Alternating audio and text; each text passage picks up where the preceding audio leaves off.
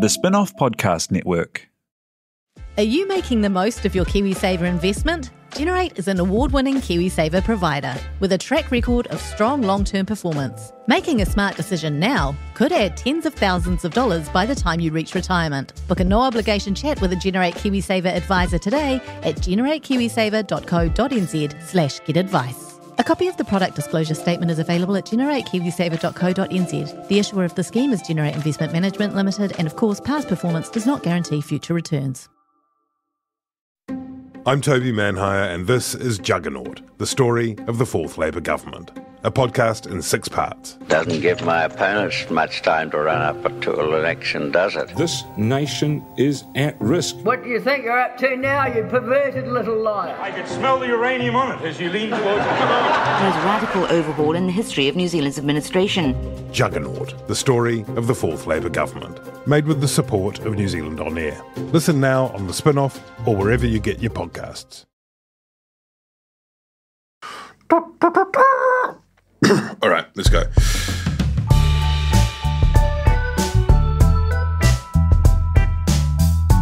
Tēnā koutou katoa, welcome to Gone by Lunchtime. It's Wednesday, March 29, 2023. It's 6 months and 4 days until advance voting opens in the New Zealand 2023 election. On the podcast today, we have Annabelle Lee-Mather here in the studio. Kia ora. We have Ben Thomas. Kia ora.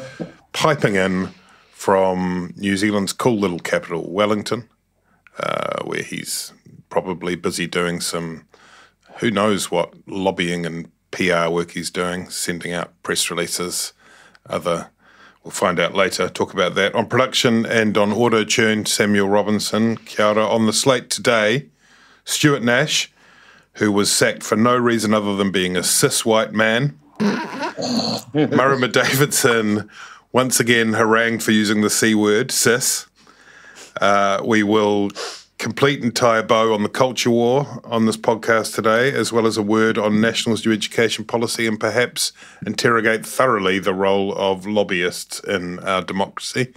Ben may indeed resign live during the podcast. You'll have to stay tuned to find out. Stuart Nash. The last time we did this pod, Stuart Nash was the police minister. It happened sort of, I think, while we were recording, which was unfortunate. Things are better time for us now. He'd lost that police portfolio after he had a double brain explosion. The first brain explosion was years before, having called up his mate, Andrew Cuddles Costa, and remonstrated about a court sentencing, saying, you got to appeal this, mate. You got to appeal this. The second brain explosion was deciding to volunteer that on News Talk ZB. Were you doing an impression of the News Talk B conversation there? Yeah, or was it the Costa conversation? That was the Costa conversation. That was Nash to But Costa. the Costa conversation was also a bit mate, wasn't it? Yeah. It was all mate.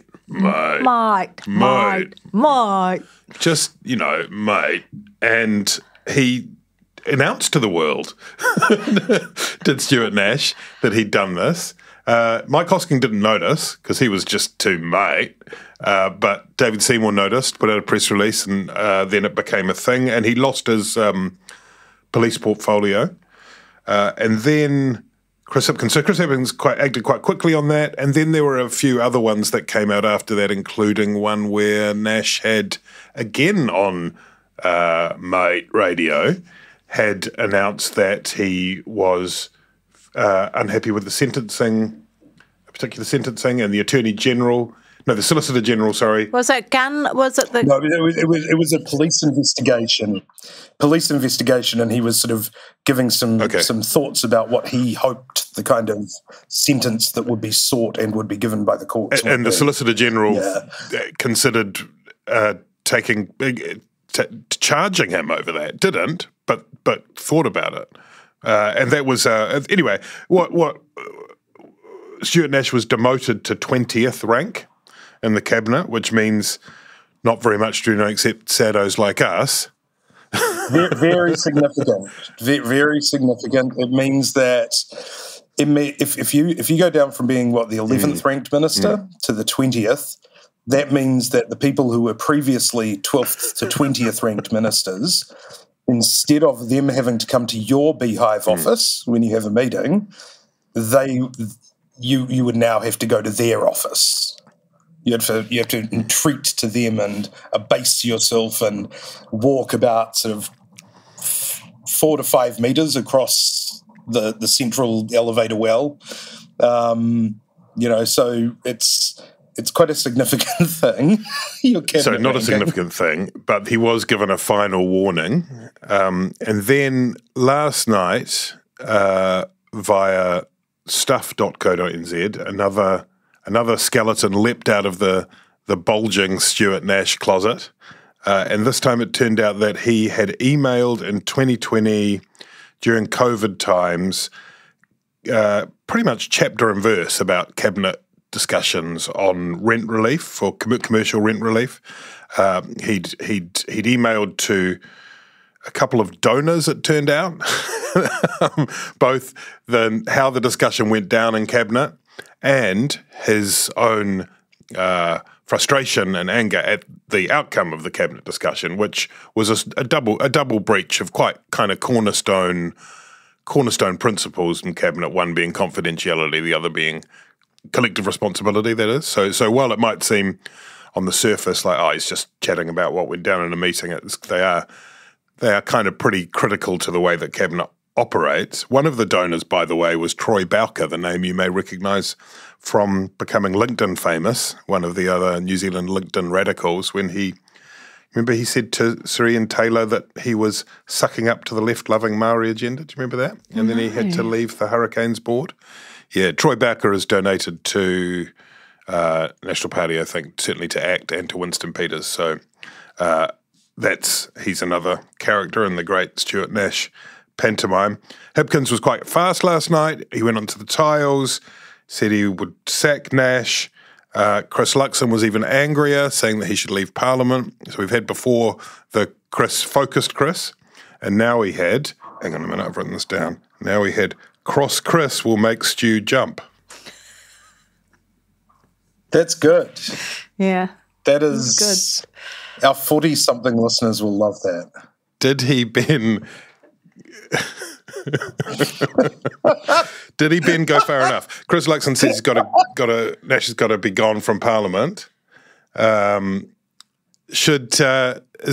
Stuart Nash going to hang on for the rest of the term? As we speak, he hasn't made any announcement about his future that I've seen. Hipkins, the subtext of what Hipkins said last night was that he had urged Nashy to announce that he would not be seeking re-election in Napier. Yeah, I mean, he had to be sacked. If it was merely 2 breaches of the cabinet manual and 2 more breaches of the cabinet manual to go along with the sort of last couple of final warnings that he had for breaching the cabinet manual, you would sort of say it's fine for him to remain as an MP, but not as a minister. The complication of his correspondence being donors does add, another filter to it. The idea that you would breach cabinet confidentiality, first of all, pretty extreme. I worked in a minister's office for 6 years, as one of the sort of, close circle of advisors. And what, what was discussed in cabinet just wasn't talked about. We had no idea what our minister was saying in cabinet or what, other people were saying to him.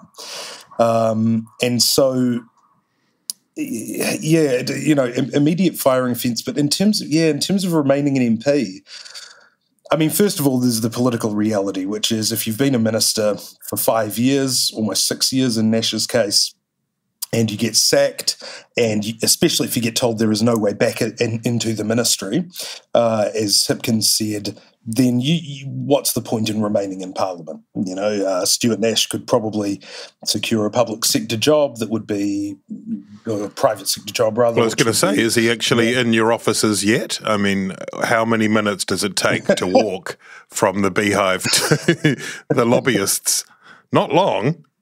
in terms of it's awkward because in terms of a by-election, you would think that the Napier electorate, which takes in Napier, Hastings, Wairoa, the last thing they really need right now is a by-election. There's quite a lot of work to be got on with down there. A tantalising prospect was raised by Richard Harman in the Politic newsletter this morning. Troy Bowker, as you noted, is a New Zealand First donor, very tied up in that kind of web of people who donate to New Zealand First. Stuart Nash was very close to a number of New Zealand First MPs, like Shane Jones. And, he certainly is. He's a guy who aligns himself with regional New Zealand. He's very much to the right of Labour in sort of economic terms. To the extent that there was speculation around the Cunliffe years that he might defect to National.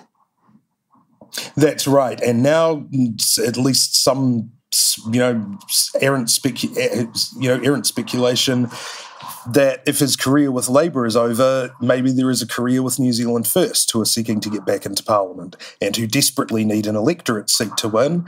Nash is popular down in Napier. He is, that cliche of a hard-working electorate MP. And he held that seat, a regional seat, back before the 2020 red wave when Labour just sort of was picking off provincial seats almost at will.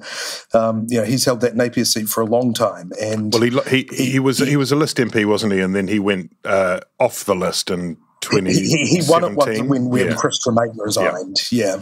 So I think that he's. It creates a lot of uncertainty for Hipkins. It was inevitable that he had to go. The other thing, just on the New Zealand First potential, is the kind of irony in that, of course, is that whole potential that hypothesis is made more difficult owing to a rule introduced at the insistence of Winston Peters, being the waka jumping one, which means that.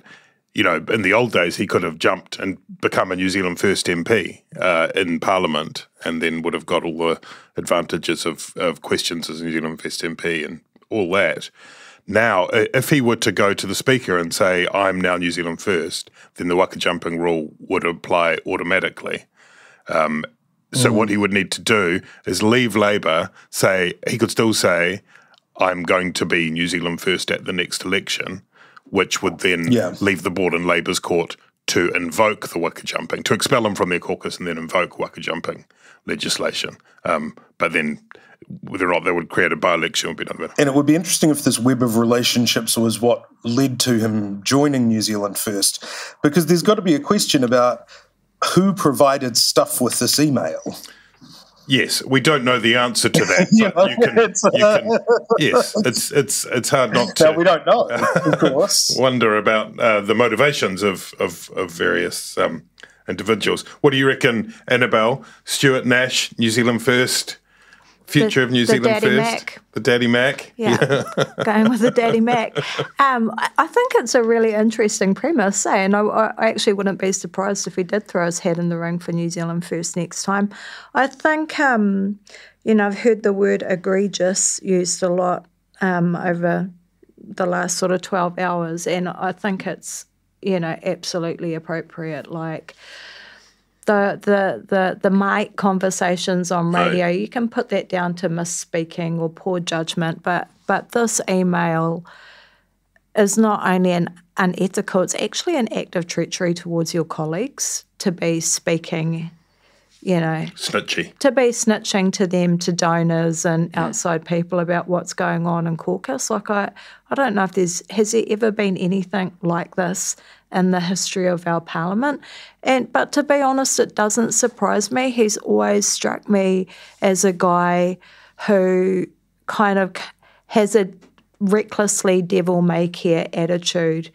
But I think ultimately the poor judgment doesn't just end with him. I think it was poor judgment for Hipkins in the first place, not to stand him down when that first issue came up without having an investigation into whether or not there were other instances where he had, demonstrated a failure to uphold the ethics of what's required in the Cabinet Manual. But also, this kind of, it also speaks to the investigations that we've seen Guyon doing over the last week or two around lobbyists, and just how important it is that voters, New Zealanders, can have confidence in our MPs and the machinery of government.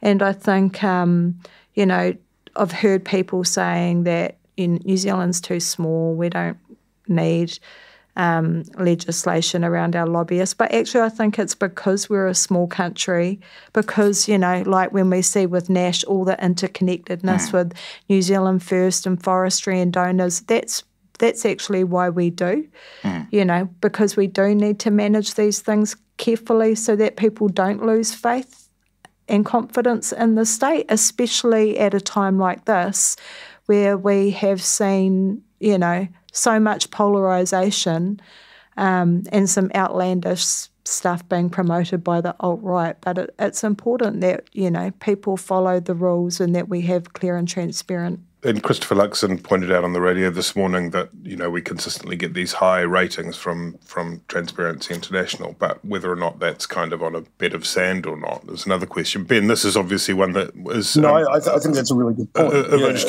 But I mean, in a way, what Nash was doing was cutting out the middleman, wasn't he? He was like, it was a danger to your sector that he wasn't filtering and laundering the information through lobbyists. He just sent it directly to the dudes. He's cutting your lunch.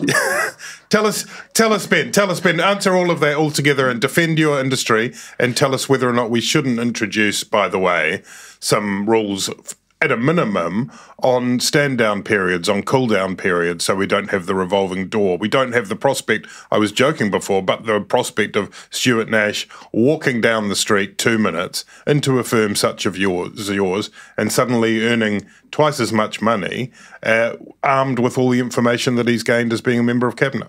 Yeah, look, fairly obviously, anything that I say about lobbying would have to be taken with a grain of salt because I have a very personal interest in it. I work as a lobbyist. I'm not sure that anything in Guyon's stories that I've seen disclosed anything except lobbyists sort of making the case for their clients, providing information, providing arguments for particular policy positions. I don't see anything out of the realms of the acceptable there at all. Okay, just quickly, sorry, I'll let you finish that, but just quickly, would you not accept that at the very least it is a nonsense, a canard to suggest, as the Prime Minister has, that lobbyists are just doing things that any ordinary citizen can do in New Zealand because our politicians are so accessible and it's really easy, which is things that have been said over the years by people in the lobbying and PR industry that they're just, it's just not true. Like, there's a reason that people pay that money. Yeah, look, what I've always said in response to that is that anyone can approach a minister's office or an MP's office, and they will get a hearing. Somebody will look at their letter, read their email. One thing, in my own experience, they're not sending text messages and signal messages saying "mate" and "comrade," though, are they?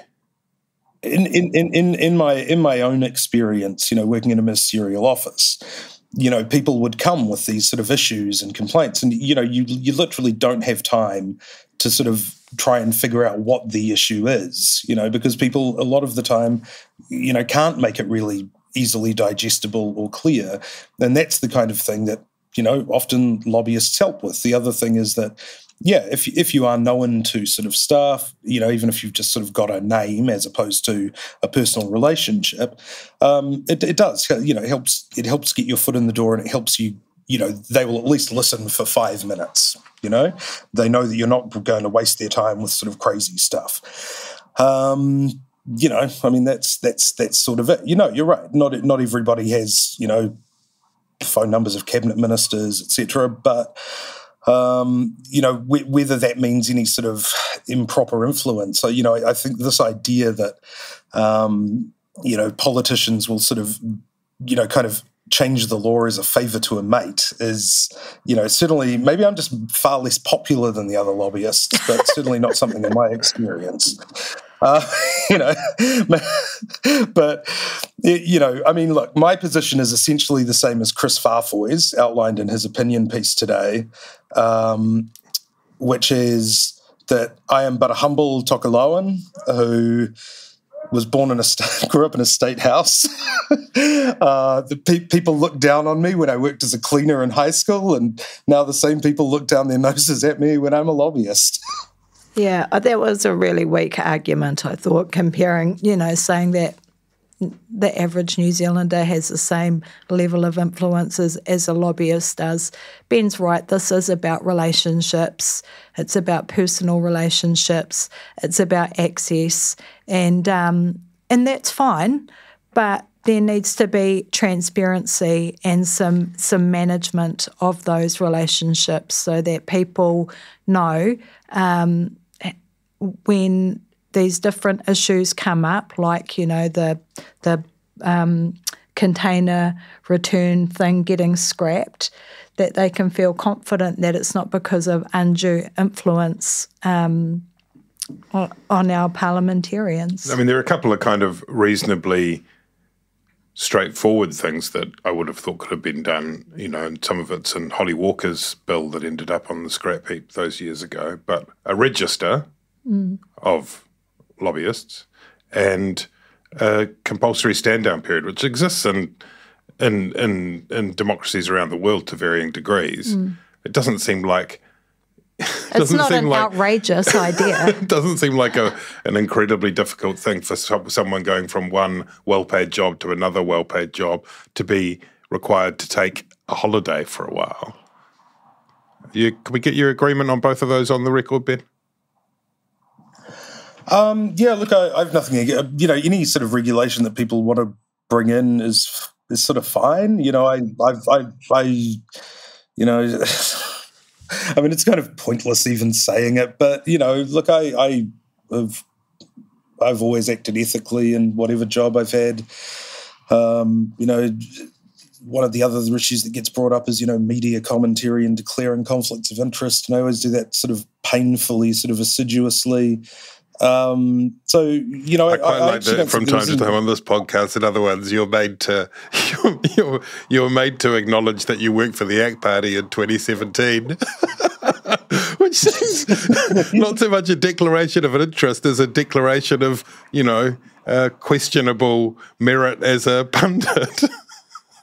Look, it's good to keep humble, but I don't think there is anything wrong with any of the sort of measures that have been sort of suggested. I don't think many lobbyists, so-called lobbyists, I want to feel the enthusiasm, Ben. You're not saying this with great enthusiasm. Sell it to me. We want to see you out there. We want to see you passionately. We want to see you out there with a 1 litre Kerry tomato juice up at the ramparts. 100%. Look, here's, if I was Bill English being asked in a debate, what would you march down the street for? I would say a 10-year limitation period on the revolving door to stop the entry of new competitors into the market. One important thing to mention, though, in terms of that, in terms of regulation, is that, a lot of what we call lobbying, this isn't a special thing. In America, I think lobbyists are often a conduit for donor funds, which just, as far as I know, isn't the case in New Zealand. And, so there's no sort of special class of people who are lobbyists, right? There are most of the communications firms that are in Wellington do the same kind of lobbying or government relations work that, say, Capital, where I work, does. And of course, the examples have been brought up about NGOs and industry, in-house lobbyists. So as long as you're sort of catching everybody who's doing it and it's a level sort of playing field, I think that's fair. That matrix of work that you do then, when you have a client, are donors ever involved in that conversation? Are you ever involved in greasing wheels between clients, donors, politicians? Yeah, so clients will sometimes ask about, how to give donations. But, I would refer them to the party's secretary and to the Electoral Commission website. I'm not an electoral law expert, and I certainly don't sort of go out soliciting donations for parties. It's not really part of core work. But, it is something that sometimes people are curious about. So, you provide them with the information that they need. But, certainly I wouldn't be a middleman for donations. Let's last thing on Nash before we move on. As Annabelle pointed out, the kind of pattern that we've seen over the years and that this one has emerged, do you think there is a case for basically going through his outbox over the course of the years? I mean, I'm tempted to OAA every ministerial office and ask for a copy of every email containing confidential cabinet information sent to a third party. But is there a risk, Ben, that there has been like a Nash Mail Substack going out to all his donors after every cabinet meeting? Does this warrant further investigation?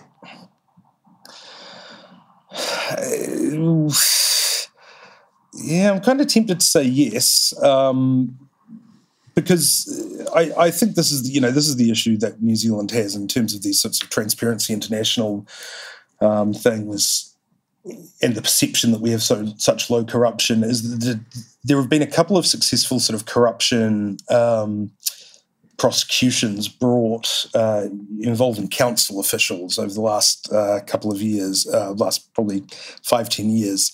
And the defence is always, no, I was just doing a favour for a mate. And, when money is changing hands with mates, as it does with political donations, apparently, then I think you have to be very careful. And, it may be the sort of thing, that does warrant, a bit of a closer look. Kia ora, I'm Alex Casey, Senior Writer at The Spin-Off. We wouldn't exist without the ongoing support of our generous members. If you're able to, you can make a donation at thespinoff.co.nz/donate. Do you find it hard staying optimistic with all the financial news in the media? I'm Bernard Hickey, and on my podcast, When the Facts Change, I'm here to help you navigate the ever-changing landscape of economics in Aotearoa. So join the conversation every Friday on When the Facts Change, brought to you by the Spin-Off Podcast Network in partnership with KiwiBit. Talofa lava. I'm Madeline Chapman, editor at The Spin-Off. If you have the means, consider supporting our high-quality journalism by becoming a Spin-Off member. Sign up now at thespinoff.co.nz/donate. Let's move on to the Marama Davidson situation, which was dominating headlines until Stuart Nash entered the fray. She was at the protest against Kelly Jane Keane Minchell, who self-identifies as Posey Parker, at the Albert Park in Auckland on Saturday. She was hit by a motorcycle in the morning, and then she was confronted by the wannabe Alex Jones of the New Zealand conspiracy scene, and asked for her take on the matters of the day. And she said, Annabelle, I am a prevention violence minister and I know who causes violence in the world.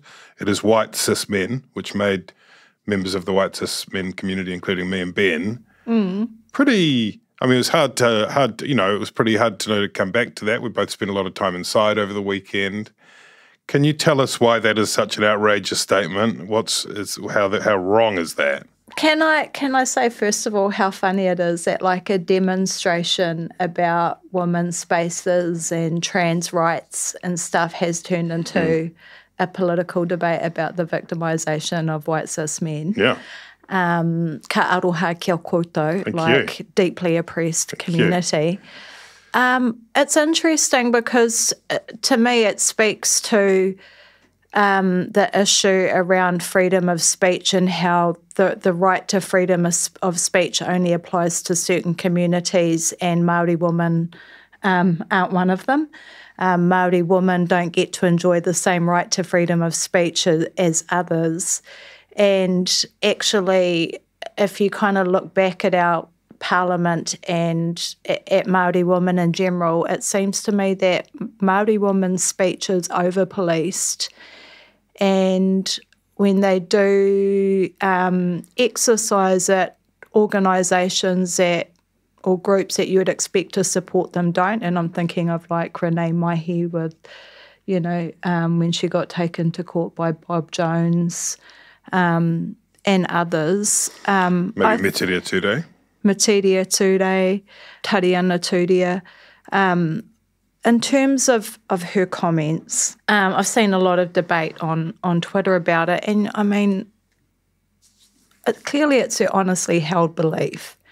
And you can see why, because if you're to look at some of the most violent acts that have happened in the world, World War I, World War II, but basically the colonisation of the Commonwealth, invasion of Iraq, Ukraine, all of these things, these are things that were conducted by white cis men, and the power structures that were created and the inequities that were created as a result of these different things also have led to violence among other communities, including, interpersonal relationships and all of that. So I'm really surprised that there's so much outrage about why she said when clearly there's a very strong argument that she can make about it. And, it disappoints me that when a Māori woman parliamentarian goes to a demonstration and literally gets hit by a vehicle, that people aren't more concerned about it. And I feel like it's just the normalisation of violence against Indigenous women. Ben, do you want to stand up for your community? Yeah, look, I mean, one reason that the culture wars, I don't think will successfully really kind of take off in New Zealand in the same way that they have in America, is that the Greens, who I think are the keenest to get them started, can't manage to stay on track. At the Stephen Molyneux and Lauren Southern anti-fascist protest, when these two alt-right speakers were there, Marama Davidson got up and addressed the crowd and managed to make the next week's worth of news about reclaiming the C word. And at the, the Posey Parker rally and counter rally, she managed to make it about cis white men. I think actually probably she'll probably be getting a bit of gratitude from Hipkins and Luxon, I think, because they obviously didn't want to get anywhere near, the issues about, about the thornier issues, I think, first of all involving, trans issues, but second of all, I think, the issues of the heckler's veto, to what extent it is sort of permissible to shut down speakers by disrupting them, by exercising your own free speech to disrupt them. In general, you'd say, the antidote to speech you don't like is more speech, that kind of thing. I think there will become a sharper focus on it later in the year at election, during the election campaign, because, we saw the sort of heckler's veto enlisted or tried to be enlisted by, the anti-vax protesters who would kind of hound Jacinda Ardern at public appearances. So it's, this is striking the right balance in terms of, just how much does the sort of the state intervene or the state stand back or whatever in terms of, who's allowed to kind of talk in public. That's a trickier issue, which, is probably going to come to a head a bit later. And I think Chris Hipkins and Christopher Luxon were delighted to just be able to talk about Marama Davidson alluding to some weaknesses in knowledge about her portfolio. I mean, it's quite weird though, isn't it, per Annabelle's piece, that you can debate whether or not the race element was a constructive thing to add to the argument. The broad point was that that trans people are not the perpetrators of violence, that it's cis men are the perpetrators of violence on the whole, which is kind of unequivocally true, right? I don't know. Annabelle, do you think the culture wars are coming for our election? Do you think that the election of 2023 is going to get gobbled up in the culture wars that we've seen abroad, or is there a...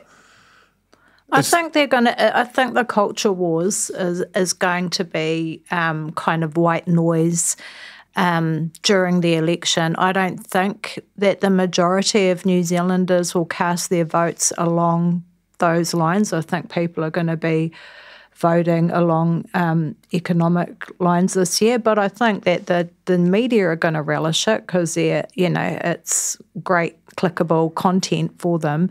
So I think that it's going to be present, but not necessarily definitive of what the outcome of the election is. It's kind of interesting, the culture wars thing, Like, I feel like if Kate Shepherd was around now, they'd be calling the suffragette movement culture wars. So, it just seems to be a part of this cycle. And there every is generation has them. A danger too of kind of equivalents around these are the Geneva Conventions for free speech and what blah, blah, blah. I mean, the Free Speech Union, which is a curious group of individuals. I agree with lots of the principles espoused thereof, but they're issuing statements about how the 1981 protests, do you see this? I think they then deleted the tweets, but how the 1981 protests against the Springbok tour were somehow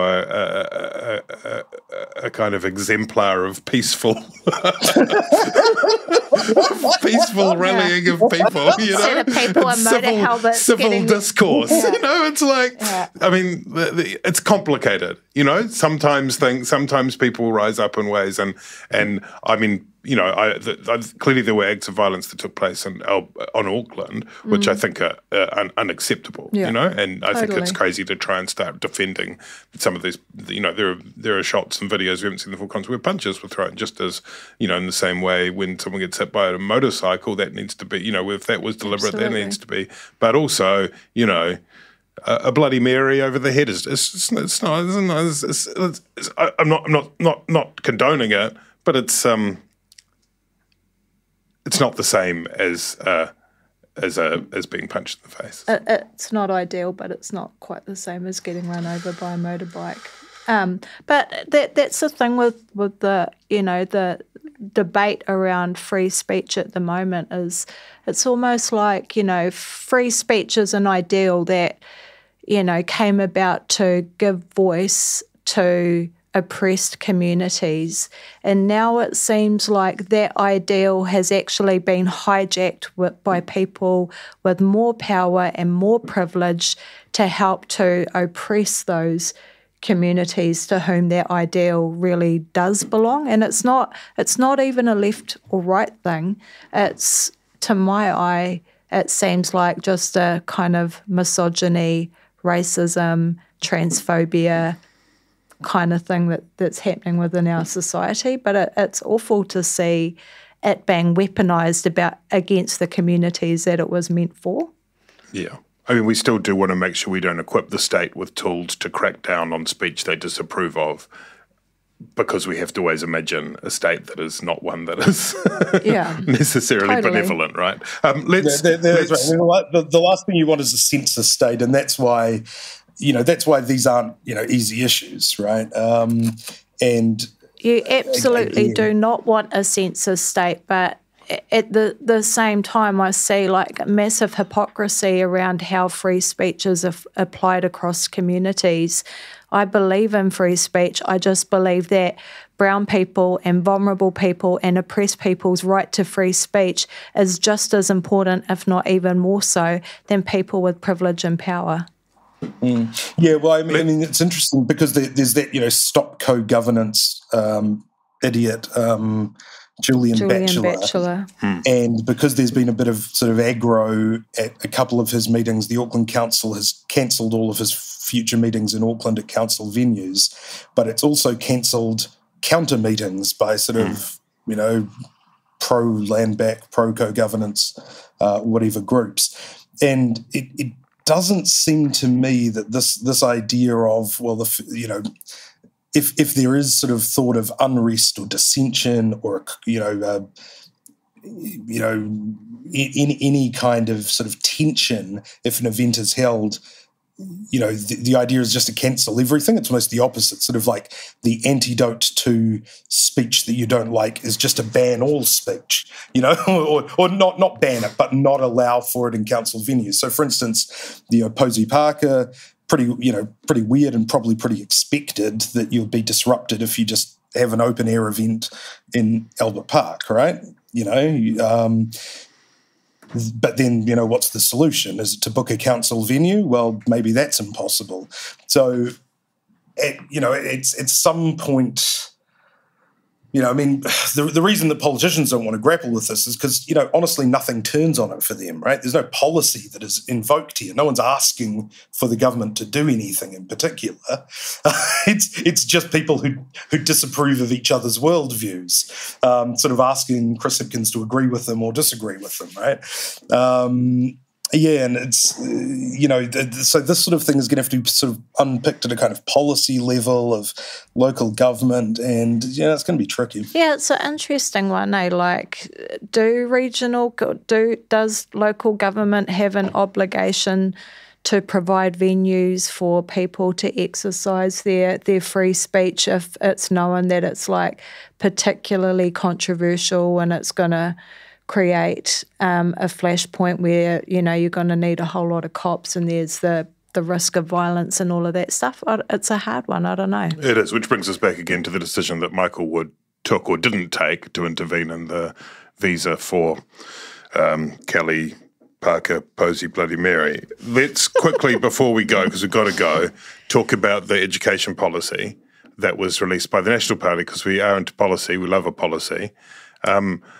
Annabelle, was Erica Stanford, who's, one of the most kind of confident and calm and I would think it's fair to say accomplished of the portfolio spokespeople on the national benches, laid out with Chris Hipkins deep in the heart of Chippyville in the hut last week, an education policy for primary and intermediate, which included things like an hour each day of maths, writing and reading, I think it was, and this kind of tried to square the circle, an interesting bit of mathematics, to try and say we're going to have really regular assessments, but it's not going to be tests quite. It's not going to be national standards. And it was, how do you think? Skill attainment, I think they were called. Yeah, there was sort of putting a finger in the wind. I mean, it's an interesting one to try and but it's very much designed to speak to parents, isn't it? That policy. And in that regard, I think it's quite a smart policy. As a policy to campaign on, it's quite smart. It's like nice snackable bullet points, an hour reading, an hour writing, attainable skills tests for certain age groups. I think too that obviously Erica and Luxon are genuinely passionate about education, and there's been a lot of criticism of National that they're only criticising government policy and not coming up with their own. So in that regard, it's good to see what it is that they're planning to launch onto the country should they become government.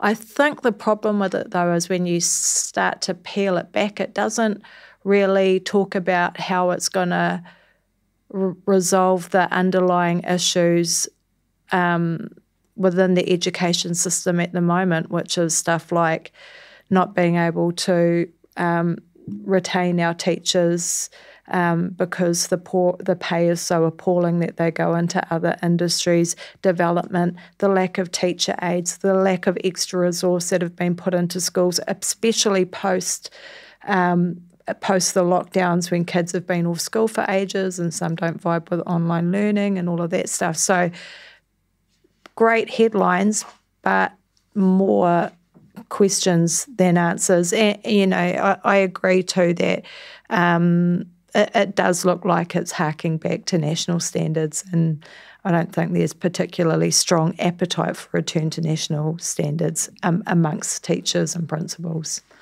Ben, a quick word from you. Erica Stanford, definitely one of the best performers in national, probably one of the best performers actually across Parliament, tends, the sort of the soothsayer of New Zealand government immigration policy. Whenever she says it, that turns out to be whenever she calls for a policy in about 3 months, that Michael Wood announces it.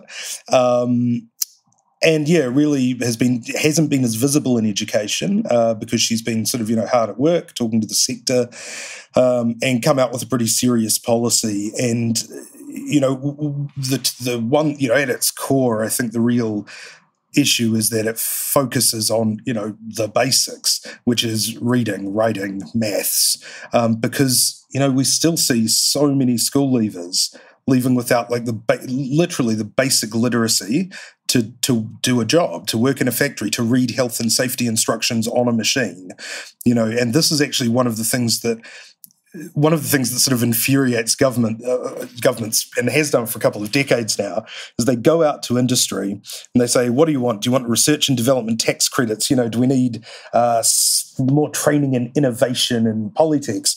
And generally, industry will say, we need a workforce that can read. 10% of our workforce do not have the literacy skills necessary to just give them instructions to do work. I mean, that basics language is language that a previous education minister called Chris Hipkins used for some of his programs too. Absolutely. The bigger question goes to the child poverty numbers and all that sort of thing, whether or not we can... There's also an issue about, the skills versus knowledge kind of teaching. But, I think the most important skill for learning throughout your life is being able to read. And able to podcast. That's right. And the other thing... will be spent... And they, I think one of the other things that I've seen teachers have received much more positively is doing away with the annual teacher registration fee. So teachers currently have to pay to upkeep their own professional registration as a teacher, which is insane, right? Like a lawyer at a big firm or at any firm doesn't pay personally out of their own pocket for their practicing certificate. Absolutely no lawyer at a government department pays for it out of pocket.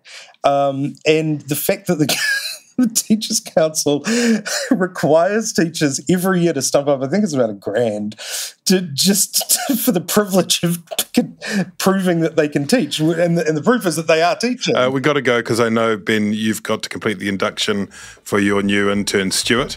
And we've all other things to do. So thanks very much. We'll be back soon. Thanks to Sam, Annabelle, Ben, members especially. Love you. Bye. Bye.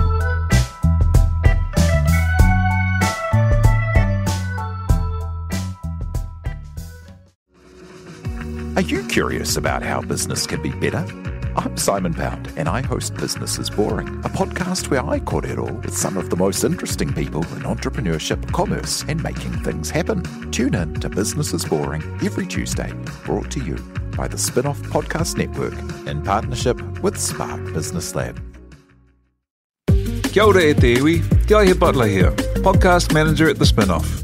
If you enjoy listening to our podcasts, consider supporting our mahi by signing up to become a Spin-Off member at thespinoff.co.nz/donate. The Spin-Off Podcast Network.